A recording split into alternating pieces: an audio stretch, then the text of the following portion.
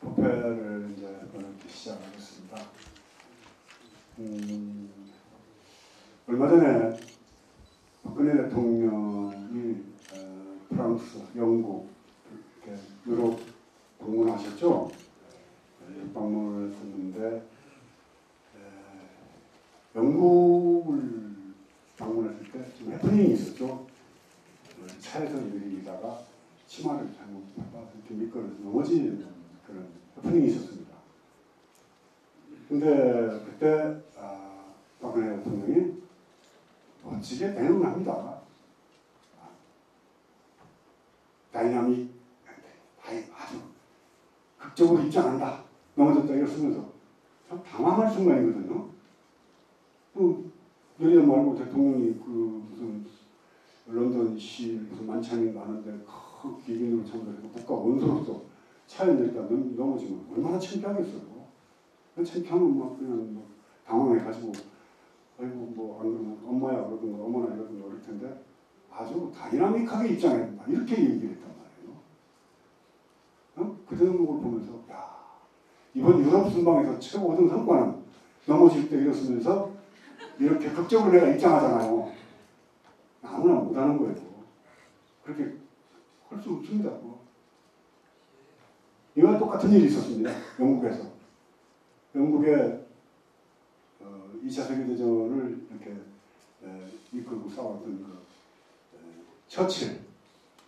처칠이 의회 연설을 하는데 처칠이 그 전쟁을 치르느라고 그리고 처칠이 영국의 그 귀족 4대 가문 중에 하나이고 아주 그 집안은 거의 왕족 엘리자베스 여왕의 그 왕족 수준에 달하는 그런 귀족 전통적인 귀족 집안 출신입니다. 그래서 이제 사관학교를 가가지고 장교가 됐고 뭐 이런 과정을 지금 군인으로서 이제 성공을 했는데 학교 다닐 때는 공부를 너무 못해서 납치까지 했다고.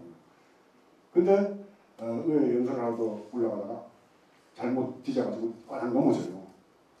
넘어지니까 그 처칠 반대파 막 이런 그 의원들이 박수를 치면서 좋아하는 거예요. 근데 처칠이 벌떡 일어서가지고 여러분들이 이렇게 기뻐하시는 걸 볼 때 내가 한 번 더 넘어져야겠습니다. 이렇게 그 위기를 팍 치고 넘어갑니다. 멋지죠? 나는 정치인이 그 정도가 돼야 된다고 봅니다. 처칠이 노벨문학상 탄 거 아세요? 네. 정치인이 노벨문학상을 또 탑니다. 왜 정치만 하지 문학을 했을까요? 문학상을 탈 정도의 인문학적 소양이 있기 때문에 그런 순간적인 기지가 나오는 겁니다. 박근혜 대통령도 삶이 평탄치 않잖아요. 아버지, 어머님이 참 그런 비극적인 총격에 의해서 돌아가셨고 또 하나밖에 없는 여동생은 항상 불화하고 하나밖에 없는 남동생은 6차례에 걸쳐서 마약 혐의로다가 잡혀가는 거예요. 그러니까 얼마나 괴로운 인생을 살았겠습니까? 그 고통 속에서의 사유가 다른 사람보다는 더 인생에 대해서 깊이 심각하게 생각할 수 있는 그래서 삶의 문제를 깊이 생각하면서 열려가는 그런 그 자세가 되지 않았나. 그래서 정말 멋진 내용을 했구나. 그리고 나올 때는 조용히 나간다고 또 얘기를 합니다. 그래서 그 만찬을 주최했던 사람들도 전부 좋아하고 편안해하고 그랬다는데 순간적으로 그런 일이 닥쳤을 때 대응할 수 있는 비어있는 마음의 자세가 굉장히 중요합니다. 근데 왜 한 가지 아쉬운 거는 외국에 나가면 불어로, 영어로, 중국어로 연설도 잘하고 그렇게 임기응변도 좋고 내용도 멋지게 하는데 국내만 들어오면은 입을 꽉 닫아버리고 국내 언론은 인터뷰를 안 합니다. 야당한테도 그런 멋진 농담과 제스처를 왜 못합니까? 이 국정원 무슨 너무 많이 알지 않습니까? 너무 이해가 안 가는 게 윤석열 그 특수수사팀장을 보고 체계에서 조금 보고를 안 했다고 해가지고 3개월 정직으로 해가지고 다시 팀장에 배제시켜가지고 여전지청장으로 내쫓았습니다. 그리고 이진환이라고 거짓말 당하는 그 검사. 국민들 앞에 텔레비전 나와서 검사가 거짓말을 했어요.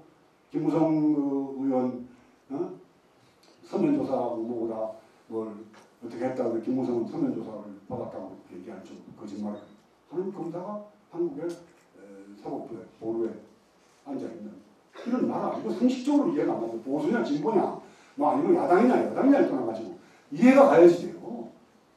지금 특검 야당에서 특검하자고 그러는 걸 여당에서 사법부에서 수사 중이니까 지켜보자. 그리고 나서 뭐 특검을 하든지 하자고 했는데 저도 특검은 반대입니다. 특검해서는 안 됩니다. 윤석열 팀장을 새로 불러다가 특별수사팀 팀장으로 다시 복귀시켜야 됩니다. 그러면 특검할 게 없어지죠. 왜 안 그렇습니까?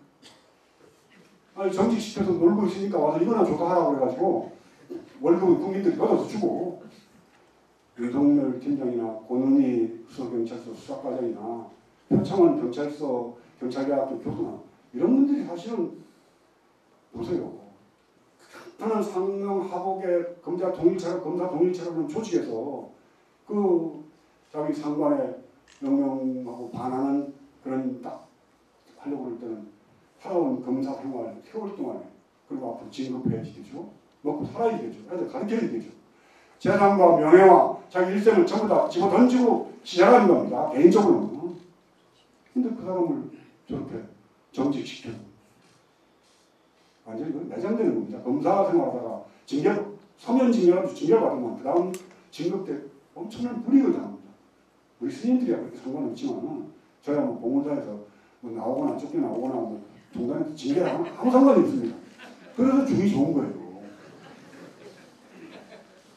이런 그 국내 정치 참 어지러운 정치를 놔두고 아마 벨기에에서 타는 비행기 타고 들어오다가 아마 김포공항이나 인천공항에 내렸을 텐데 내리기 싫었을 거예요. 내리기 싫어서 아이고 뭐 하늘에서 한 서너 바퀴 더 돌고 갑시다. 그러면 내렸을지도 모릅니다. 그럴 정도로 지금 굉장히 민심 이렇게 빨리 현명해지는 게 거짓말입니다. 권력기관이 총체적으로 선거에 개입은 사실들이 여기서부터 드러나는데 이걸 가지려니까 자꾸 거짓말이 되는 거예요. 국가 권력이 거짓말을 하면 국민들이 국가 권력을 믿습니까? 국가기관의 공직자, 차관급 이상의 공직자들 자식들이 전부 군대를 안 가려고 자기 국적 포기하고 외국 국적 취직하고 본인은 군대 안 가고 하는데 누가 전쟁 나면 나가서 총 들고 싸우겠습니까? 이게 대한민국의 오늘날 현실. 이게 비참한 겁니다. 내가 왜 이 말씀을 드리냐면은 여러분들 공부하세요. 단지부의 회원들은 글자로서가 아니라 인간으로서도 어디 가든지 처칠이 넘어졌다가 일어서면서 사람들이 좋다고 박수 치니까 여러분들이 즐거워하는 걸 보니까 내가 한 번 더 넘어져야겠구만. 이 여유.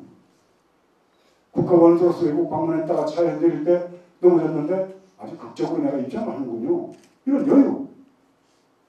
이게 공부를 하고 마음을 비우고 책을 많이 읽고 하는 그런 자기 수행을 통하지 않고는 안 나와요. 그냥 나오는 게 아닙니다. 그래서 나는 박근혜 대통령이 정치적 우선이나 입장이라 지금 차원을 했는데 정말 마음에 안 들어요.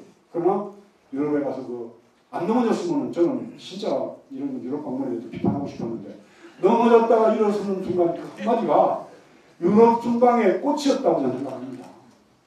나는 이렇게 남을 칭찬도 할 줄 압니다.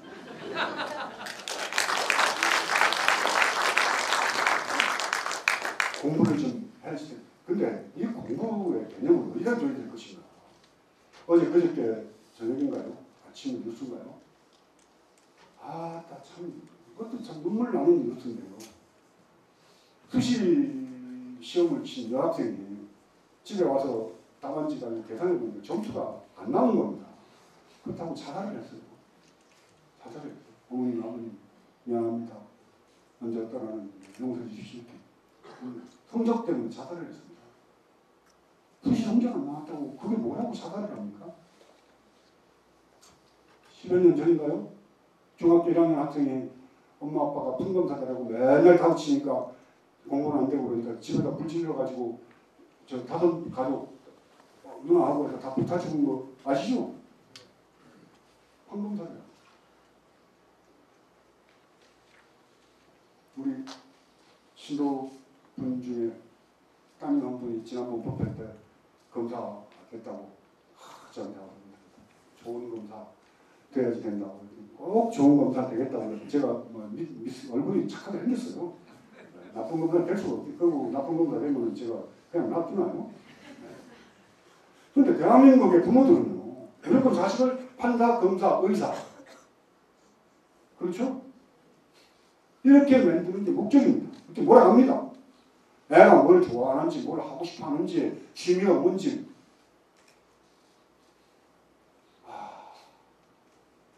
이 기가 막힌 거예요. 자식이 뭐를 바라고, 뭘 원하고, 어떤 길을 갈 건가 봐가지고 잘 가도록 도와줄 뿐입니다. 자식이 내 소유물이 아니에요.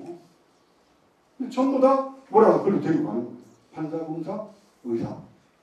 안 되면 뭐 대리사라든가 돈 되는 직업 같은 거. 내가 음악을 하고 싶어도, 내가 미술을 하고 싶어도.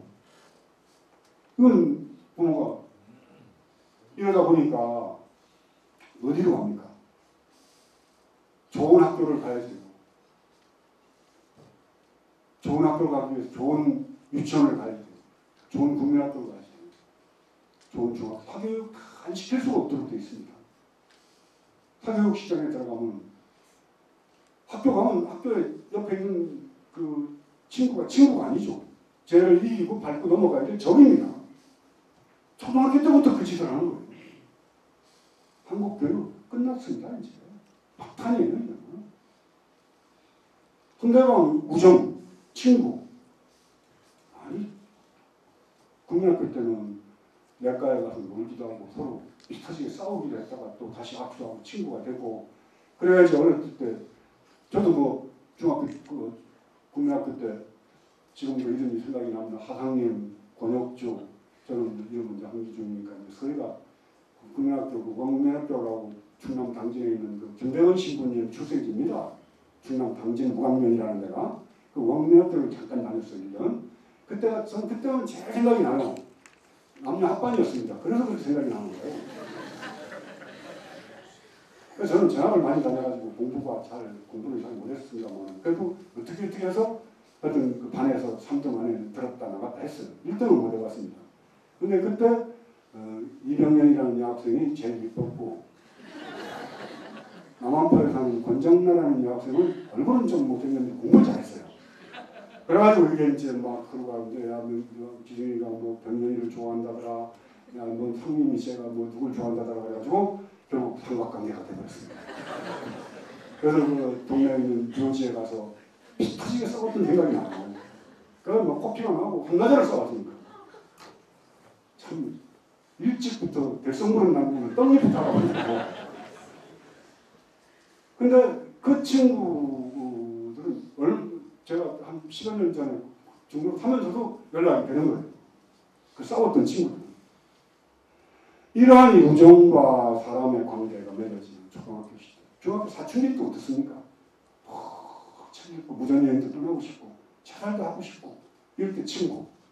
저녁에 만나가지고 어른들 몰래 이렇게 소주 갖다 놓고 볶음담배 펴가면서 뭐 햇새가 어쩌고 개패가 어쩌고 하면서 지도 잘 모르는 소리 막 하면서 카르마조 푸가 형제가 말이야 니 봤냐 막 그거 봐라 이래서 이게 사춘기 시절에 겪어야 될 아프면서 꾸미기도 하고 또 때로는 상처 아니면 뭐 희망 이런 것들이 그때 엮어지는 겁니다. 인간이 그때 돼가는 거예요. 근데 그때 판검사 되기 위해서 기능적 교육만 받는 겁니다. 기능적 교육만. 그러니까 우리나라 보고 선진국이라고 그러면 돼요. 우리나라 선진국 아닙니다. OECD, 소위 얘기해서 뭐 밥 먹고 살만한 나라들이 모인 게 OECD인데 OECD 국가 중에서 자야살률이 세계에서 1위, 그 OECD 1위입니다. 이혼율 1위입니다. 행복지수는 제일 꼴찌입니다. 정치는 전부 거짓말 투쟁입니다. 국가 권력이 선거에 개입을 하고 잡아뛰고 거짓말하면서 거짓말 수사하는 검사를 징계를 내리는 이 후진국이라고 할 수 있고 나라가 아닙니다. 조직 판독기관 비슷한 게 있어요. 이거 국가입니다. 이런 나라를 보고 무슨 뭐 우리가 중진국을 벗어나서 뭐 1년 연 소득이 국민 소득이 무슨 2만 달러를 넘었느니 4만 달러가 다가왔느니 돈이 아무리 많으면 뭐합니까? 북한이라는 가난한 나라 행복지수 세계 10위권 안에 들어갑니다. 물질의 빈부의 격차가 부자냐 가난하냐는 별로 그렇게 우리는 한국은 절대적 기준치가 못 돼요. 가난해도 행복한 사람이 있습니다.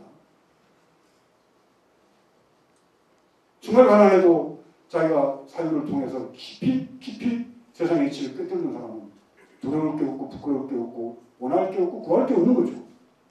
디오게네스 같은 사람은 내 말씀드렸잖아요. 알렉산더가 와서 뭐 이거는 그러니까 햇빛 가지 말고 비켜 임마. 나 같은 사람이죠.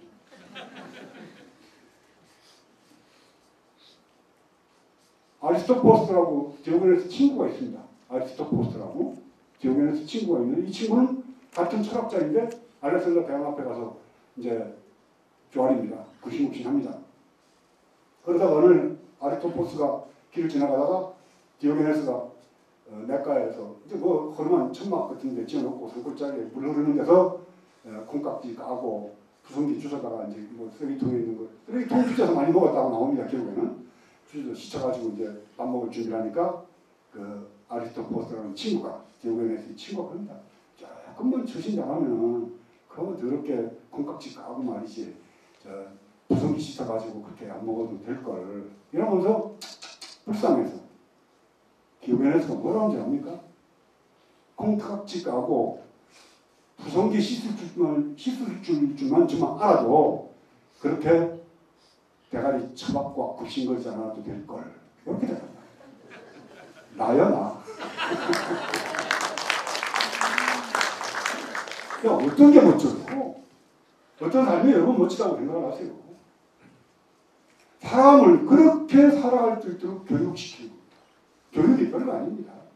우리 인간이 어떻게 사는 것이 가치가 있고 어떤 삶이 인간다운 삶인가에 대해서 그것이 교육을 통해서 교육 안 하면 사람이 뭐 달라지 안 바뀌죠.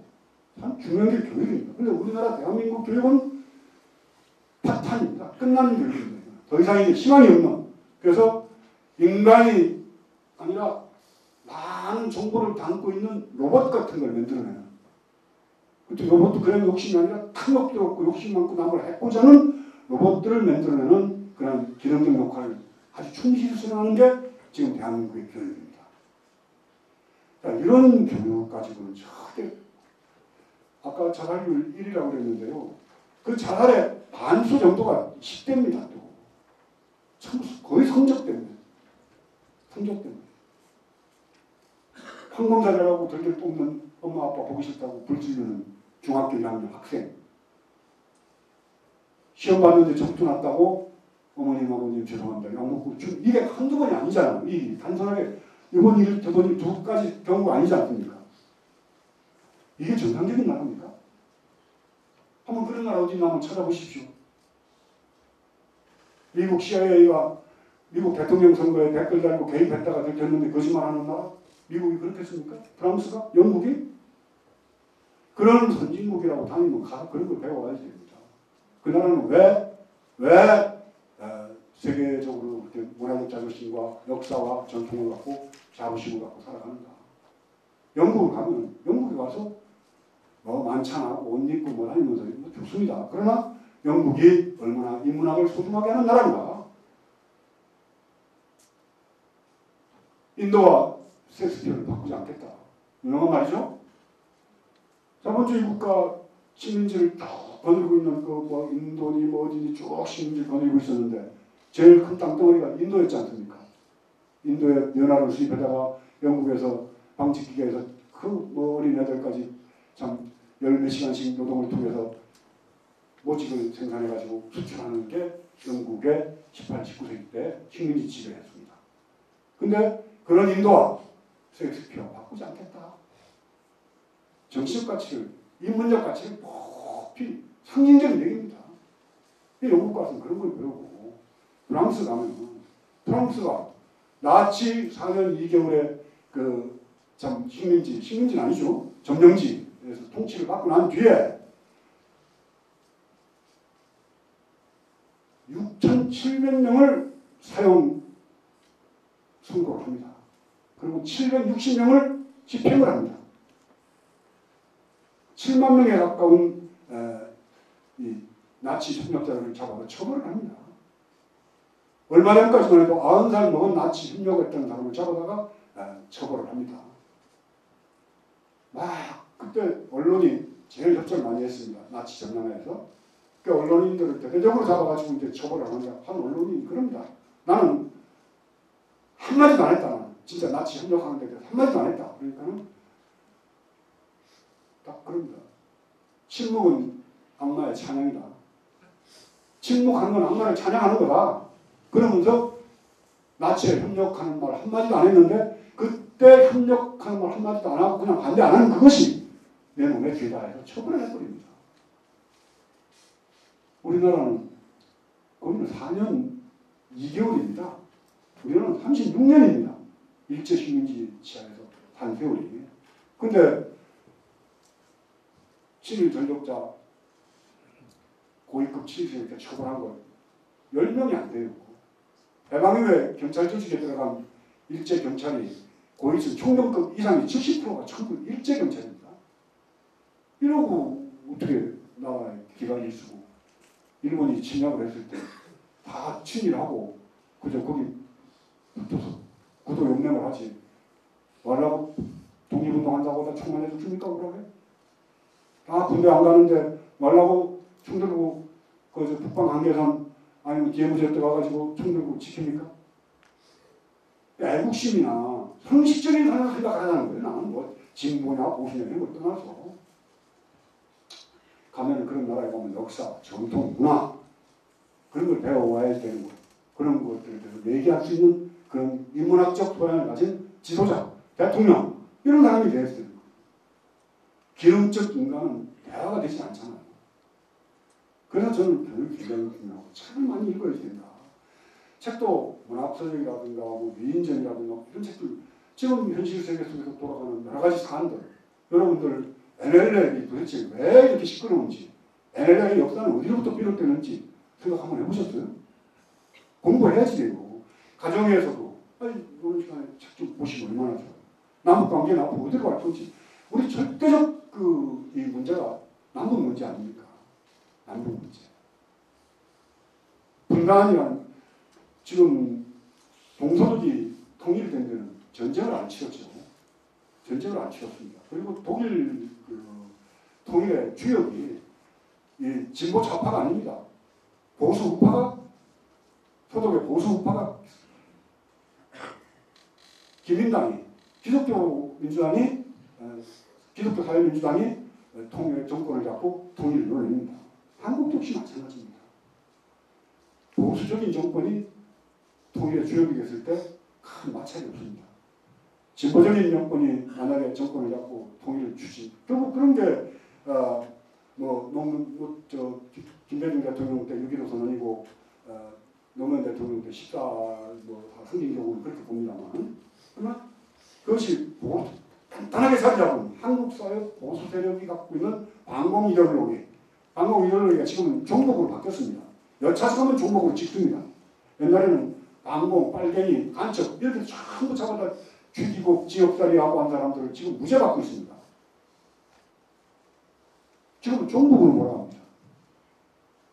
종북 딱지만 붙이면 그 이데올로기 가지고 정치해 나가는 아주 딱 하나의 그냥 블랙홀 같이 모든 쟁점이 종북으로 빨려 들어가도록 만들어놨다. 그 있는 국민과 국민 간의 갈등 관계. 저한테도 참 우리 명륜 선생님 불교 얘기하실 때 보면 너무 이해도 하기 쉽고 본문도 참 쿨하고 이해가 하기가 좋은데 우리 스님은 좌파 같아. 그리고 어느 참 돈이 많은 그런 분들이 정명윤 스님 외국 스님 같은 분은 몇십억씩 들여서 그 충주에다가 절을 지었지 않습니까? 근데 외국 신분은 내가 인물이 못났습니까? 말을 못합니까? 그런 분들이 있어도 혹시 저 스님 좀 크게 도와줬다가 나중에라도 세무사찰이라도 당하면 없잖아. 이런 부담들이 다 있는 거 압니다. 그렇죠? 네, 그러니까 나는 좌파하지 말아야지 돼요. 내 앞으로 먹고 살려면. 근데 이러한 이런 방공이라든가 뭐 이런 사상적인 이념과 이데올로기 때문에 여러분들도 일단 그런 하는 분들이 있어요. 저도 들었고요. 이런 게 얼마나 에너지가 소비가 되고, 남북이 지금 전쟁 치르고 난 이후부터 들어간 군사비가 얼마나 되는가 생각을 한번 해보십시오. 현대자 자동차를 뭐 100만 대, 200만 대 미국에 수출해봤자 미국에 있는 비행기 F-15 하나 사오면 끝납니다. 한 대도 제대로 못 삽니다. 군사비 지출을 만약에 의료, 복지, 교육 투자한다고 치십시오. 이건 분단이 큰 원죄입니다. 분단으로부터 벗어나기 위해서 통일을 향해 가자는 게 여기서 공동선언이고 쉽지 않은 겁니다. 그러니까 분단이 얼마나 고통스럽고 이 분단 문제를 어떻게 해결할 것이고 남북이 왜 이렇게 갈라졌고 남북이 뭐 우리가 갈라졌습니까? 미국과 소련이 갈라놓은 거 아닙니까? 2차 세계대전 이후에 강대국들이 갈라놓은 거란 말입니다. 38선. 전쟁 범죄자 일본을 갈라놔야지 우리나라를 갈라놔요.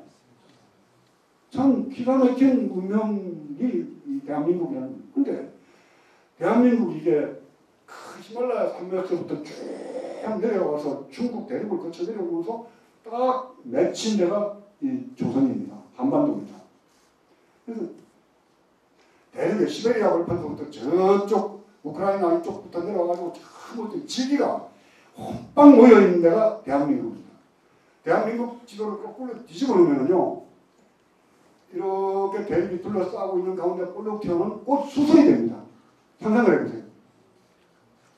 대륙의 핵심인 꽃수술이 되는 거예요. 그러니까 그 꽃수술에 벌도 달라들고 나비도 달라들고 꿀 빼먹으려고. 그렇게 지기가 좋은 데입니다. 이렇게 좋은 지기이기 때문에 그 다음에 뭐겠습니까? 저 같은 줄이 나온 겁니다. 뻔하지 않아요.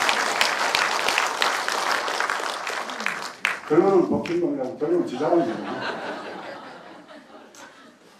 정말 기가 막힌 지기가 타고납니다. 그러니까 분단의 상황에서도 땅덩어리 요만한 데다가 사상 갈등, 인명 갈등, 지역 갈등에다 빈부격차, 그 와중에도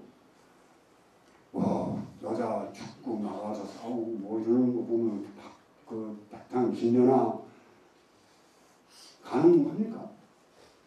이 좋은 땅덩어리에서 그만큼 한국 사람들이 갖고 있는 재질, 기능. 그러니까 병아리 감별사 있죠? 병아리 감별사. 이게 손 탁 잡아서 툭툭툭 던지면 암능선도 다 몰라내는 거예요. 그거 할 줄 아는 사람이 우리나라 사람들이 손을 딱 잡으면 감각이 오는 거예요. 미국 사람들 돈 내는 거 보셨어요? 이렇게 쓰죠. 네? 근데 우리나라 사람들 이렇게 쓰죠. 내가 주시할 때 해봐서 많이 했어. 저녁마다 불철 된다고 얼마나 고생했는데. 이렇게 돈 되는 나라 그렇게 많지 않아요. 네? 쫙 펴가지고 촉촉촉 세거든요. 굉장합니다. 눈은 얼마나 좋은데요. 우리나라가 활약 쏘는 이유가 뭐 집중력이 좋고 뭐 이게 아니에요. 눈이 좋아요. 몽골 사람들도 눈이 좋습니다. 몽골리안들이 다 눈이 좋아요. 눈이 우리가 까맣잖아요. 그러니까 햇빛을 아무리 받아도 우리 시력에 큰 문제가 없습니다. 그래서 라이트방, 색안경 안 써도 괜찮아요. 미국 사람들은 강렬한 햇빛을 오래 받으면 지력을 상합니다. 그만큼 약한 겁니다. 이 좁은 땅에 태어나긴 했지만 지기가 꽉 뭉친 그런 대한민국. 분단만 아니면요, 어디다 대고 일본이 감히 독도를 저희 땅이라고 합니까? 어린 방풀을 치는 소리죠. 분단만 아니라면. 그리고 대통령만 똑똑하다면 독도 문제 못 나오게 했다. 이걸 막아버려야지. 2008년 7월 15일 북구다하고 이명박하고 회담하면서 북구다가 그러죠? 이거는 아무리 아니라 해도 그 당시에 그 일본 대사관에 근무했던 강모 서기관이라는 사람이 7월 16일 날 증언을 해가지고 폭로 전문 그 신문 매체인 위키리크스라는 잡지에서 폭로를 얼마 전에 했어요. 배반감을 느꼈다고. 그렇죠? 예. 이명박 대통령이 기다려달라. 북구다가 독도를 우리 땅 영토로 표기하겠다니까 기다려달라 이랬습니다. 나 같으면 기다려달라고 안 해요. 어? 무슨 소리냐. 그 독도 가져가라. 독도 가져가라. 그렇죠? 그리고 우리는 대마도를 하겠다. 아니, 이래야지 되는 거 아닙니까?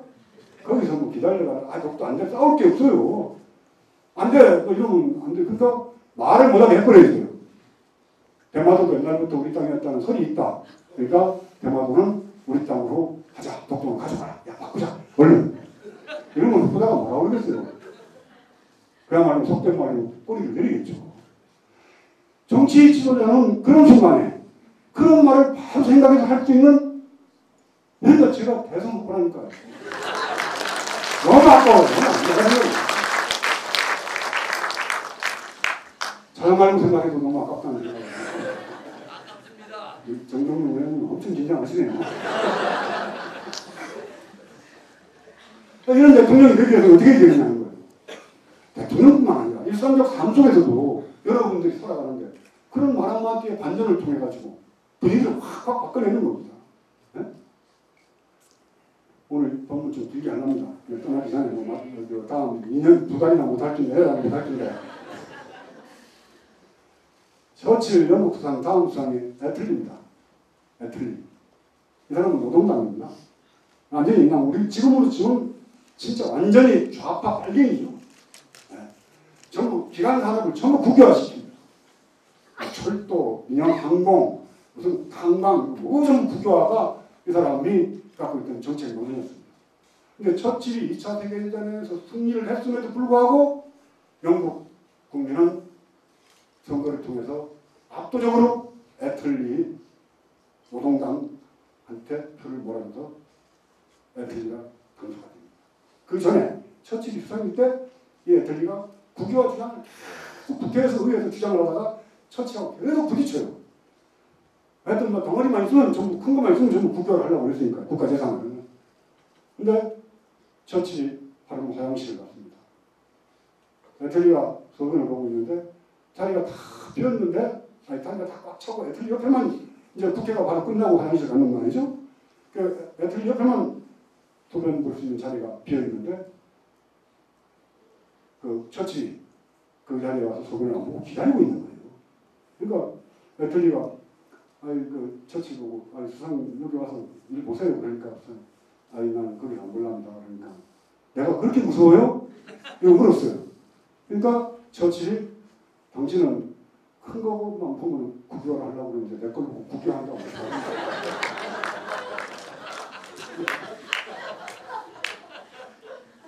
이런 정치, 네? 이런 멋있는, 그러니까 처칠이 참 근데 정치 중에서는 그만큼 유머를 순간순간 그 순간순간의 유머라는 건 그냥 나오는 게 아니고 끝없는 인문학적 그 사유와 철학과 독서를 통해서 나오는 겁니다. 우리나라를 살면서 분단된 한국 사회를 살면서 분단의 문제, 남북의 문제, 이러한 가정주부라고 그렇고 알아야 되고 이 분단의 문제를 여기서 풀어나가고 이 민족적 역사의 아주 숙명적 우리의 숙제고 과제입니다.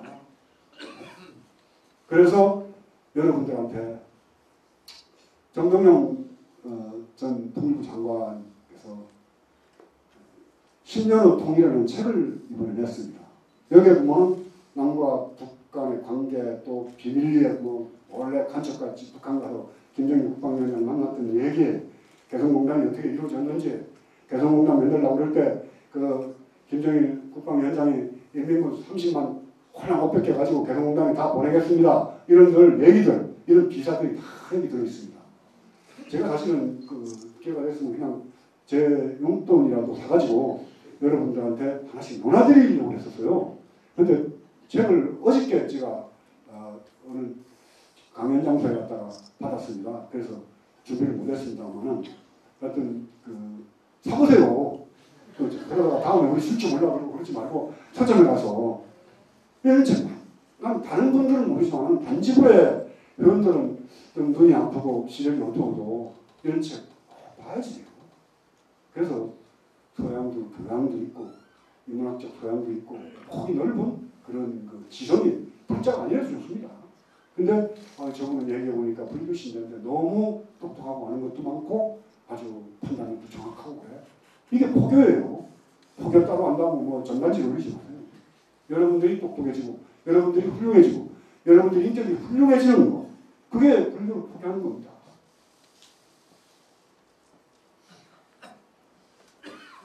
이 책 선전한다고 이렇게 오랫동안 얘기했습니다.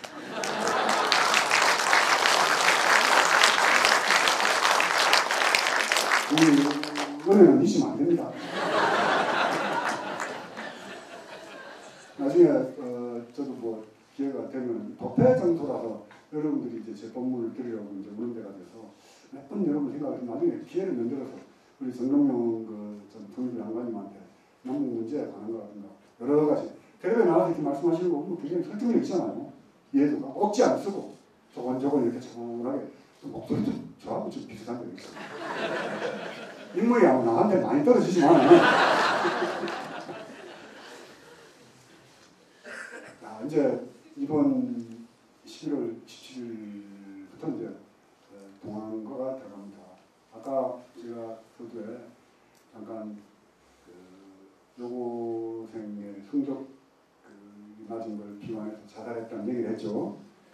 참 죽음이라는 게 뭔가 그렇게 참 죽어야 될 일인가 그렇게. 자식 갖고 있는 부모들도 다 그런 마음 갖고 있을 거예요. 왜 참 그렇게 죽어야 되나. 또 가을이 되니까 입이 툭 떨어지는 거 보니까. 산다는 건 참 중요한 건데, 귀중한 건데, 소중한 건데. 삶이 왜 소중할까요? 삶이 왜 소중할까요?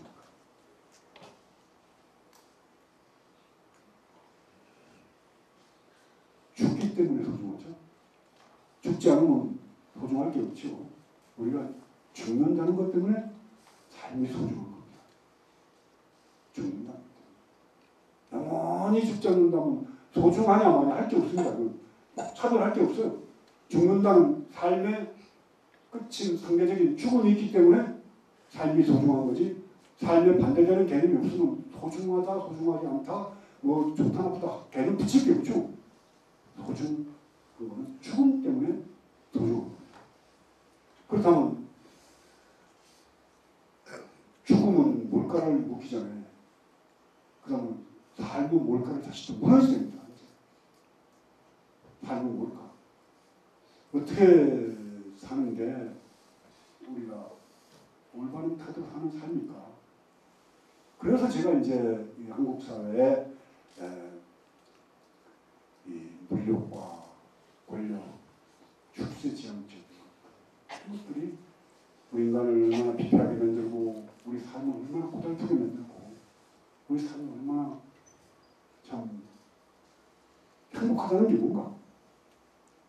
그래서 어떤 걸 행복이라고 할까? 없이 경쟁해야 됩니다. 자, 그러면은 그 고등학교 시험 점수 잘 받아서 대학 가면은 괜찮은 거 아니야? 그 생명을 끊은 여학생이 미대를 가고자 했더만요. 미대 가보십시오. 미대 가면 돈 안 드나요? 경쟁 안 하나요? 교수한테 레슨비 안 갖다 주고 레슨 안 받고 뭐 어디 국전에 입선할 수 있나요?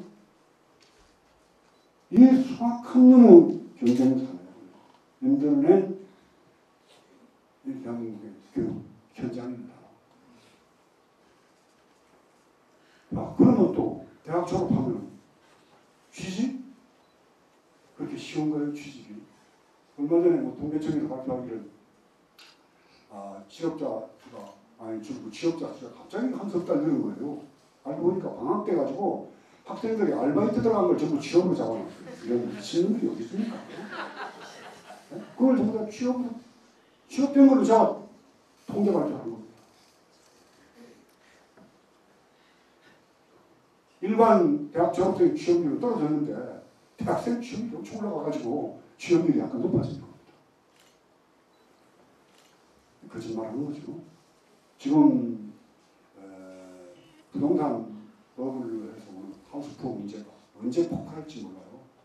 그리고 대개 50대, 60대 이렇게 퇴직금 받아가지고 나온 분들이 차리는 게 통닭집이 그렇게 많답니다. 쉬우니까 체인점 해가지고 통닭집, 퇴직금 가지고 통닭집을 내는데 통닭집이 여기저기 생기다 보니까 망하는 거예요. 또 뭐 좀 빚 좀 얻어가지고 했다 보니까 망하는 거예요. 그렇게 해서 자영업자가 빚이 평균 1억 4천입니다. 국가 부채가 이제 1,000억 조를 넘었죠. 개인의 부채도 1,000억 조를 넘었습니다. 언제 국가 재정이 파탄을 이룰지는 이명박 정권이 때 이제 터져나와야 되는데 수도가 광고랑 그렇게 다 막아가지고 지탱해 왔습니다. 여기까지. 이런 경제 불안한 상태 속에서 얼마 전에 삼성전자 서비스 센터에서 이렇게 서비스 담임 기사가 최종복이라는 분입니다. 그분이 일을 해도 배고프고 더 이상 가난의 질곡으로서 벗어날 수 있다는 뉴스를 쓰고 목숨을 끊습니다. 죽습니다. 근데 이 사람이 삼성전자 직원도 아닙니다. 그냥 삼성전자의 하청업체에 일을 맡아서 해주는 언제든지 목을 자를 수 있는 그런 직종입니다. 그 자세히 제가 이렇게 알아보니까 성수기 때 7, 8, 9 성수기 때 수입이 350이고 때가 많을 때는 500만 원까지도 들어온답니다. 왜냐하면 그때 냉장고도 고장나고 에어컨도 고장나고 하니까 서비스 다니잖아요. 그 서비스를 받으면 여러분들 다시 또 전화가 오죠. 서비스 받은 거에 대해서 어떻습니까? 그때 만약에 뭐 불친절 했다든가 서비스 질이 안 좋다든가 하면 몇 건이 모이면 목이 잘리는 거예요. 그러니까 친절은 다 하는데 왜 삼성전자의 친절이 아니라 목 잘리는 친절이에요. 기가 막힌 거죠. 이게. 그리고 그렇게 해서 성수기에는 11시까지 뭔가 뭐 물량이 밀리면 11시 차를 몰고 다니면서 서비스를 해줘야 됩니다. 밤에. 그렇게 해서 받아들이는 돈이 350인데 기름값, 전화 받고 계속 전화해야 될 거 아닙니까? 통신비 이런 것 거의 다 자기가 버는 돈에서 충당을 해야 되니까 집에 갖고 가는 돈은 350이라도 250 정도고 비수기에는 다 제하고 나오면 150 정도 갖고 들어가는 거죠. 그러니까 5인 가족이 그거 가지고 어떻게 살겠어요? 살자 못 살겠으니까 이게 삼성의 문제만은 아닙니다. 시스템이 그렇게 돼 있어요. 배우, LG, 서비스 다 그 짓들을 하는 겁니다. 가진 사람이 풀어해주고 보수가 한국 사회에 오랫동안 내려온 보수 세력이 돈, 권력 다 갖고 있죠. 재벌들도 보수 진영으로 봐야 되죠. 돈, 권력, 정보, 인맥, 학력, 지역적 결합까지 다 해서 한국 세력은 보수 세력이 아직도 70, 80%, 80, 90% 단단하게 자리 잡고 있습니다. 그러니까 보수가 품고 가야 돼요. 진보는 품을 수가 없어요. 진보는 품을 게 뭐 있어요. 지금. 보수가 넓은 마음으로 만약에 박근혜 대통령이 이정희 그 통진당부령을 뭐 통일부 장관이나 여성부 장관을 임명하는 거 상상할 수 있습니까? 그렇게 하면 안 될까요? 좋습니다. 링컨 대통령의 아주 최대 정적이 스탠턴이라는 사람입니다. 애슐리 스탠턴이라는 사람이에요. 똑같은 변호사 출신인데 링컨은 학력도 우리 책에서 봤더니 6개월 학교 다니는 게 전부라고. 정규학교를 다닌 게. 그 링컨이 독학을 해서 변호사 시험을 쳐가지고 변호사가 됐죠. 이 사람은 명문대학교를 나와서 인물도 좋아요. 잘 생겼고. 근데 링컨은 우리가 뭐 사진으로만 봐서 모르는데 미국식으로 보면 굉장히 못생긴 거랍니다. 팔이 길어가지고 팔길 원숭이라고 이렇게 놀렸다고 해요. 그 링컨이 팔길 원숭이라고 그렇게 놀림을 받을 때 이 스탠턴이 뭐라고 했냐면 아프리카는 원숭이를 잡으러 갈 것이 없다. 링컨을 잡아오면 그것이 원숭이다. 이렇게 얘기한 거예요. 인간적으로 모독을 준 겁니다. 인신모욕을 준 거예요. 왜 그 스탠턴이 변호사로 잘 나갈 때 초보 변호사가 된 링컨이 사건을 맡았는데 둘이 같이 같은 사건을 수임을 했어요. 근데 애들이가 내가 저렇게 천박스러운 놈하고 저렇게 못생긴 놈하고 저렇게 학교도 못 나온 놈하고 이 사건 내가 맡을 수 없다고 사건 안 맡아버립니다. 이게 애틀리, 스탠턴이. 근데 링컨이 대통령이 됐습니다. 그리고 노예 문제, 여러 가지 남북 문제 이런 것 때문에 남북 전쟁이 일어납니다. 전쟁이 일어났을 때 국방부 장관을 당조 다릅니다.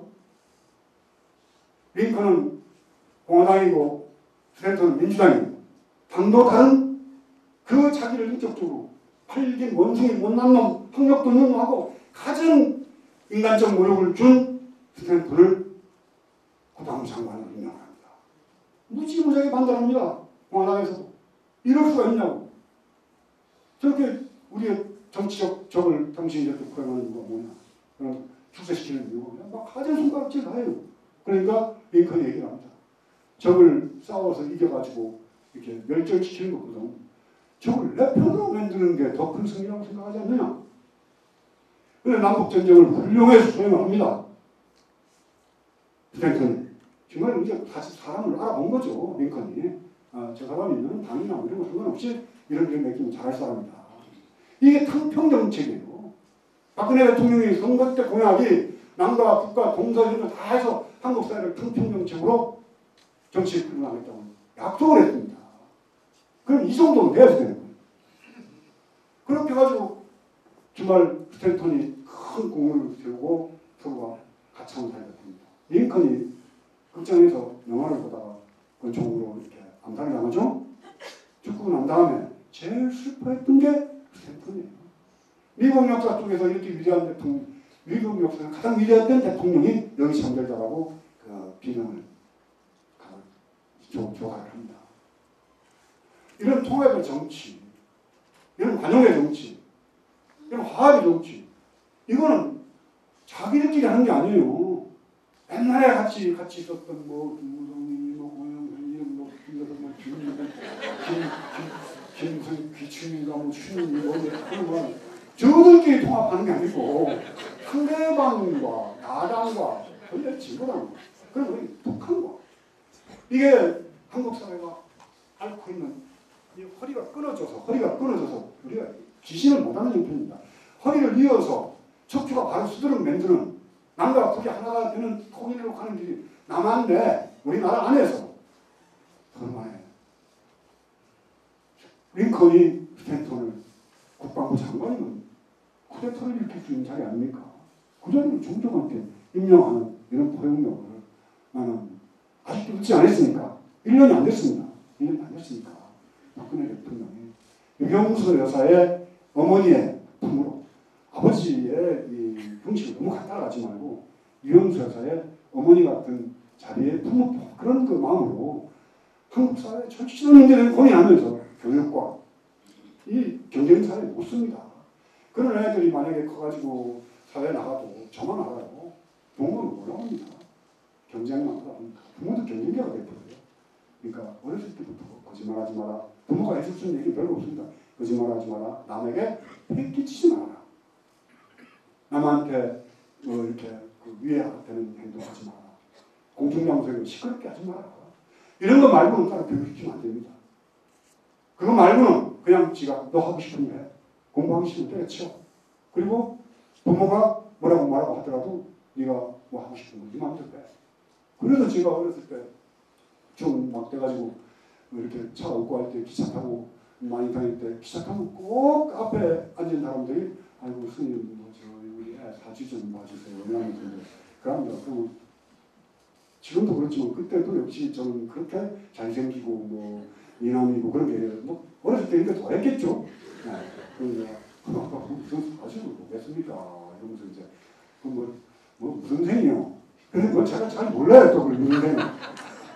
그럼 아이고 우리 애가 뭐 무슨 생인데 무슨 생이면 몇 살이지? 무슨 생이면 몇 살이 계속 나오거든요. 무슨 생이면 몇 살이지? 문제를 해가지고 사주를 봅니다. 이제 몇 월이요? 또 음력을 꼭 물어보긴 봅니다.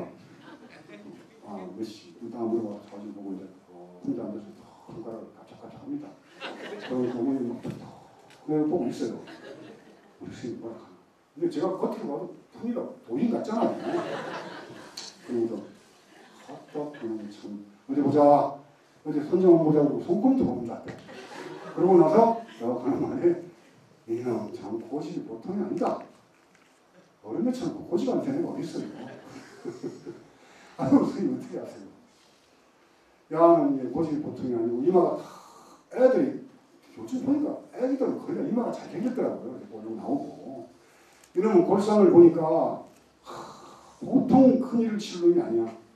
근데 야는 뭐 이렇게 함부로 부모가 말이야 억지로 시키거나 한참 때리거나 이러면 큰 소리 치거나 욕하거나 그러면은 얘는 완전히 삐뚤어져 가지고 아주 큰 그런 엄청 그릇이 큰 놈이기 때문에. 근데 하고 싶은 대로 놔두면 이놈은 정말 이게 장군감, 장군감. 이거 건드리면 안 돼. 이게. 선생님 고맙습니다. 어렸을 때부터 나는 인간 해방을 위해서 이렇게 했습니다. 뭐 그때는 칠성사이다에다가 삶은 계란에다가 사과를 깎아서 잘 먹으면서 인간 해방의 전선에 그렇게 앞서 나갔던 거예요. 자식들도 그렇게 키워봅시다. 이 경쟁 사회에서 내 자식까지 입시 지옥 아닙니까? 입시 지옥. 취업도 지옥입니다. 삶이 지옥인데 입시 때가 제일 사춘기 때인데 그때 지옥을 겪게 하는 한국 사회 교육. 그래서 제가 대선 출마해서 이거 바꿔야 돼요. 이런 그 통찰력과 외국의 사례와 교육과 경제와 정치와 철학과 이게 송두리째 못해져가지고 내 이런 얘기 자꾸 안 해. 이걸 배워가지고 정동영이면 다 이걸 써먹을까.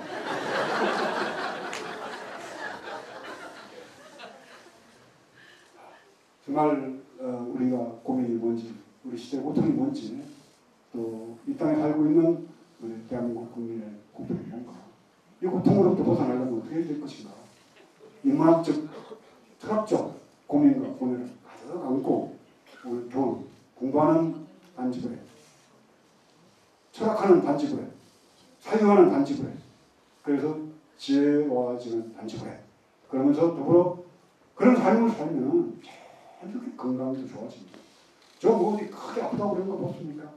뭐 그거다 뭐 운동을 너무 많이 해서 어깨 뭐 이제 회전 근개 파열 등산 너무 많이 해서 무릎이 좀 안 좋았다 하는 거. 한정희 기자는 비염 때문에 고생을 했는데 그것도 비타민 C를 부지런히 먹으니까 없어졌어요. 기관지 천식 비염 충동 중에는 비타민 C가 최고입니다. 약장사까지 하네. 여러분들 오늘 아침에 우리 선영 수사 보고도 제가 먹던 비타민 C가 꼭 명령이야 스승해. 안 먹으면 언제는 상가 띠뿐딱 했어요. 진짜 먹어보니까 싸고요. 약값도 싸요. 얼마 안 듭니다. 네. 기독교 재단에서 면적이긴 하지만 고려원단께 제일 좋답니다. 그런 가리지 말고 꼭 건강도 해야죠. 좋은 사유와 건강한 몸에서 건강한 정신이 나온다는 말이지. 건강한 정신이 건강한 몸을 또 만듭니다. 밝고 지혜롭고 현명한 판단하는 사람은 피도 맑아집니다. 생각이 탁해지면 우리 몸에 피도 탁해져요. 그러니까 이 혈관을 막고 당뇨가 다 피가 탁해져서 오는 병이거든요. 조용히 사유하고 성찰하고 하면은 금방 숨을 깊게 들이쉬고 이러면 대부분 눈이 시원해져요. 그런 지혜로운 글자 꼭 여러분 저도 봉안타 이번에서 저번에 명조와 시인 회장님이 왔을 때 아니 뭐 대동고양 뭐 이런 쪽으로 저는 접견을 안 하고 정말 이제 뭐 환갑 지나면 65대인데 마지막 참 저희 혼을 저희 몸을 불태워서 정진 한번 해보고 싶다는 그런 막 아주 욕심 좀 막 벌써 가슴이 막 울렁울렁하고 좋아요. 가고 싶어가지고 우리 병문이가 아유 선생님 그 감옥살이 가는데 그렇게 좋으세요? 그래서 내가 네 아들 피해가서 너무 좋다고. 세상에 무서운 사람이 아무도 없는데 왜 승태가 제일 무서워? 그래서 어저께 강연하는데 와가지고 조용히 앉아있다. 알아요. 여기는 지가 그래도 되는지 거기 하면 안 되는지 알아요. 그래도 무서워요. 여러분들 정말 오랫동안 안 본다는 생각하니까 괜히 참 뭔가 멀리 내가 가는 것 같습니다.